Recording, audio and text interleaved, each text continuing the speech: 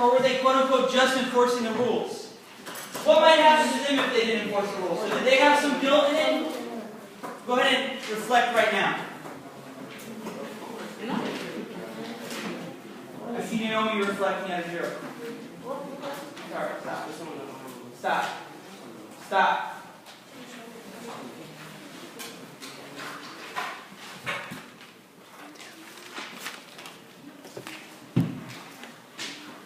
Janelle, I need to see a pencil move this.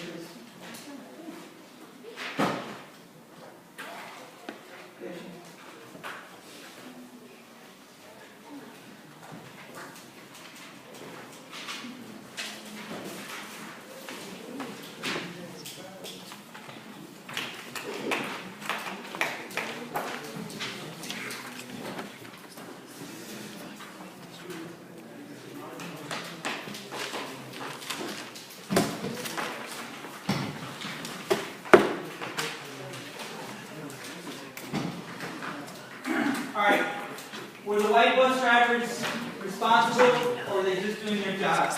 Go ahead and discuss. Go. Okay, what did you say? They're responsible. What? They're just doing their job. But still, they're responsible. You ain't gonna act like that. Even if you do your job, you don't have to act like that towards them. Okay, so let me ask you this. Let's say you're a bus driver. You got 3 kids. One of them's just about to go away to college. It's going to cost you a little bit of money. And you know that if you let blacks sit in front of the bus, you might lose your job. Right? And there's not a lot of jobs where you live right now. Alright, I can see where they come from. Still. 3, 2, 1. Yeah. It's tough. Right? Boom.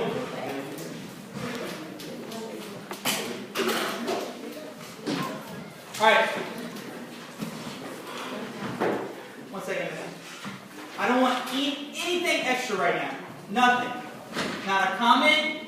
You should be looking at somebody trying to communicate. You're only listening to what Meg is about to say. You're totally respecting her.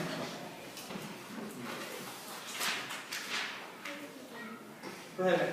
I'm gonna say 1 second. Stop for a second. I'm getting very frustrated. I want 100%. So Mecca needs to be tracked and respected right now.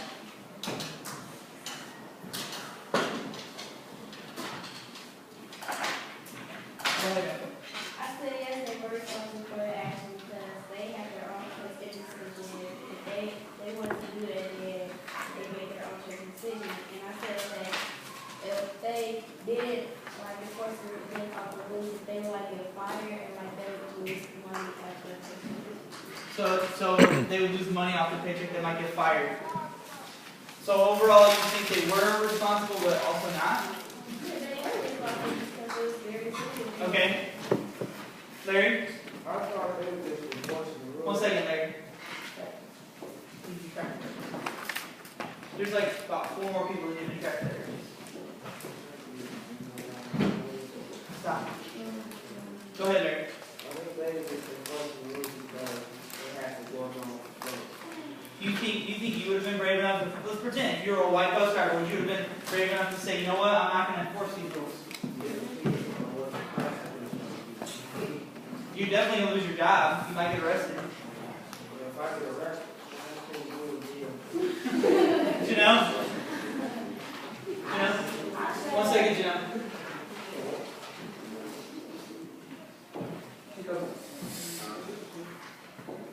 Go ahead, Janelle.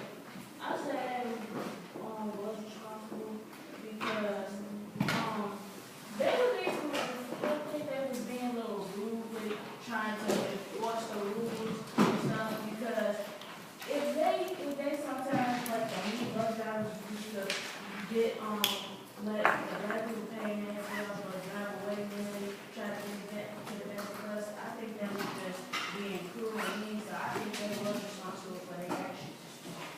Brianna? I say they were responsible for their actions because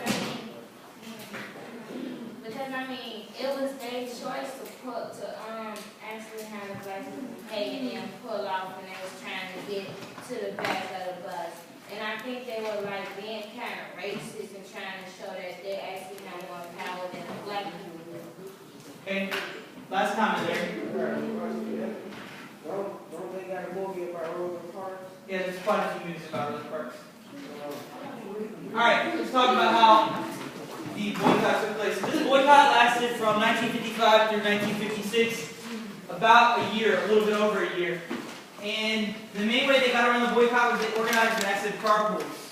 At first, black taxi drivers were offering taxi rides to any black residents for 10 cents a ride, which was the exact same price as it would to ride the bus. But the city basically caught wind of that, and they said anybody that's not charging the minimum 45 cents is going to face fines and fees.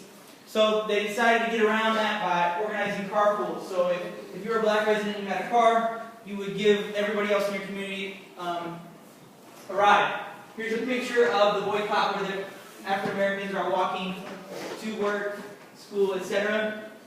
Eventually, the Supreme Court ordered the segregation unconstitutional, and MLK and the other leaders called off the boycott. The boycott was won.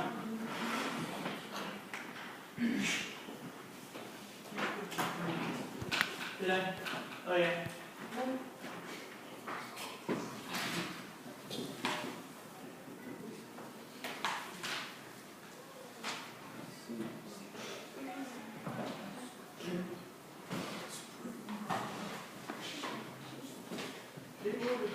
That's a good question. They did not order the boycott unconstitutional. They ordered the segregation unconstitutional. Very good question, Quan. Yes, ma'am. What was they demanding? What was the boycott demanding? Good question. The boycott was demanding integration of the buses. They wanted to be able to get on the bus and sit wherever they like. Like, if you was, like, if you, it didn't matter if you was a higher class black person? Nope. Very good question. So you could be a rich black person, a poor black person, a middle class black person. You still were forced to go to that. Exactly. One second. Light-skinned person be able to like sit closer to the front. No, they're also a very good question. So pretty much, according to segregationists in the South, if you had one drop of African American blood in you, you're black. But what if you had like Irish in you? If that's how they still didn't like immigrants? No, I mean even in Plessy versus Ferguson, the whole situation was that he looked white, but it didn't matter. It was considered, you're considered black if you had one drop of African American blood. All right, gotta move on. Go ahead, Auntie, I'll tell you while we. Okay, what was three long-term effects? Right here. Alright, 3 long-term effects. Alright, number 1, the Montgomery buses were desegregated, obviously.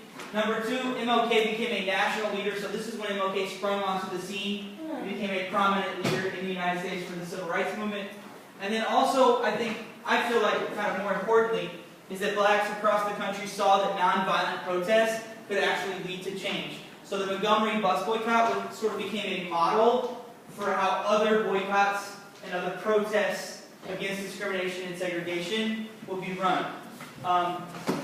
Largely run by sort of controlled by black churches, so those were huge influence. But also this idea of nonviolent civil disobedience would be huge throughout the movement.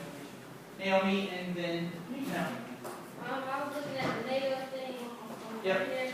I want to make connections to this Okay. because at a bus stop, at my bus stop when I was going to school, I saw these huge like armored trucks and they had guns and stuff and yeah. Because like when my dad was like they had that over there because the president was supposed to be in Chicago today for yeah, so the NATO summit which is happening this weekend, there's all kinds of world leaders in Chicago right now, and it's gonna they're having to close off certain portions of the city. You want to say something? Yeah. I'm trying. I disagree with them because that truck really wasn't for NATO summit because they was at my building because something happened at my building and they had shut off my whole building like all around my whole building. Yeah, you might notice for the next week or so, Chicago is they're going to be extra careful and cautious and precautious of certain events because of all the world leaders that are going to be in Chicago. In fact, Ms. Pringle, I don't know if you know this, but she's actually in the reserves. So she's actually a member of the military. So she's actually not. She's not in school right now because she's actually driving around dignitaries around the city. So they're like dignitaries, like world leaders. She's driving them around different. Well, similar to Barack Obama, probably not Barack Obama. All right, Janelle. Okay, so my question was there actually like rich black people that was like on a higher level? Yeah. So, Janelle asked, she said, were there actually rich black people up on a higher level? Well, one thing that I think is kind of interesting is that middle class and upper middle class African Americans were largely the ones who led this movement. Alright, so Martin Luther King Jr. would have been considered middle class or upper middle class for the black community. So they had not only the means, but sort of the power, the social power, in order to lead these protests. Entiate. Is the reason that Martin Luther King was elected to be The leader of the Montgomery Improvement yeah. Association. What? You're, So, I need you to, we'll talk about that in a minute, okay? Alright, let's go ahead. Can you hit the lights for me, please?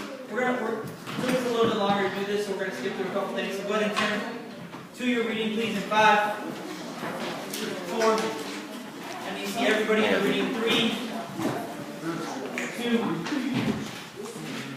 1.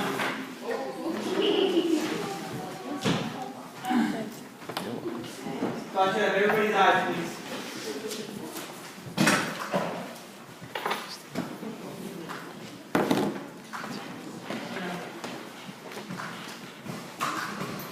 Sending the wrong one. When I say go, you're going to find a reading partner. You're going to do that at a level 1. And then you're going to be tracking me. So you're going to have 10 seconds to find a reading partner. Seated and tracking me. Go. Find a reading partner. 10, 9, 8, find a reading partner. 7, 6, 5. Excellent. 8, move on. 4, 3, Jack and Tommy. 3, 2, 1.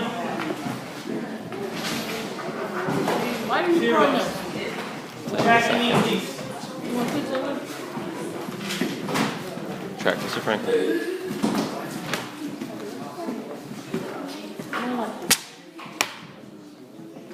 I need all eyes.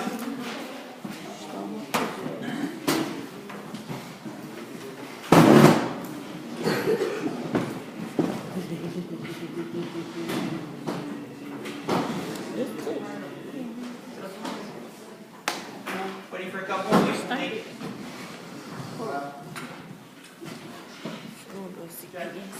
Alright, for the next 10 minutes, you're going to be reading with your partner. Expectation is that you're 100% focused on task and reading. I should see all eyes on papers at all times. If I see eyes not on papers, then I know that you're off task. So you're going to have 10 minutes. I want somebody in the group to just step up and start reading. Okay, I want to read. Spark Wait a second, remarks. Wait a second. Get set.